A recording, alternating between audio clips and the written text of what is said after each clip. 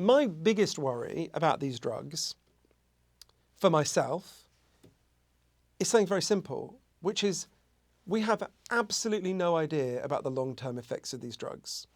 Literally nothing. No one's been taking them for more than 18 years. It'll be 19 years pretty soon. And there's a kind of, and we know these drugs primarily affect your brain, right?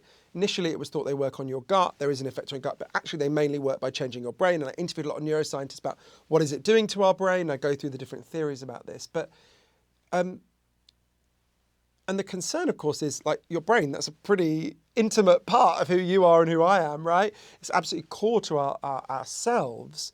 And there was a doctor who raised a concern with me, a brilliant research scientist called Dr. Greg Stanwood, who's at Florida State University. He stressed to me he's broadly optimistic about these drugs, but as a responsible scientist, he does have to raise some concerns. And one of them is, he gave an analogy. Now, I want to be clear, he's not suggesting these weight loss drugs will have this specific effect, but when you hear the analogy, you'll understand where he's coming from. If you go back to the 1950s, late 1950s, doctors started prescribing antipsychotics to people, because they judged at the time, controversially, but they judged at the time that the benefits outweigh the risks, right? And so for 40 years, you have lots of people taking antipsychotics. It was only literally 40, 50 years down the line that it was discovered, if you take these drugs for a long time, decade after decade, you are way more likely to get Alzheimer's disease, dementia, all forms of dementia. Now, it's not that the drug companies or the psychiatrists, indeed, were being remiss in the 1950s, right? There's just no way you could have known that you had to have people using it for a really long time. I think of this, to quote Donald Rumsfeld, these are unknown unknowns, right? We can't know. So I can put that to Eli Lilly and Novo Nordisk. What can they say? We don't know, right? They can say we monitor the safety very carefully and they're telling the truth.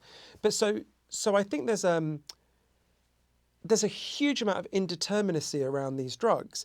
Although Dr. Shauna Levy, who's a brilliant obesity specialist at Tulane University School of Medicine, said to me, we don't know the long-term risks of these drugs. We do know the long-term risks of obesity. And the long-term risks of the drugs would have to be staggering to outweigh the risks of obesity. Now, that question only becomes more acute when you think about the issues relating to children, right? I interviewed parents who are facing the agonizing decision. They've got very obese children. They've not been able to reverse their child's obesity. Their child is unwell. We know that obese children find it really hard to ever become unobese. And we know that if you're obese at the age of 18, you have a 70% chance of becoming diabetic, which knocks 15 years off your life on average. So these parents have this nightmarish decision.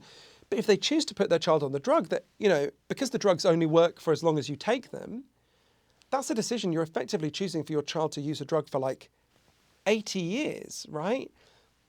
Long-term effects, no idea. That is very sobering.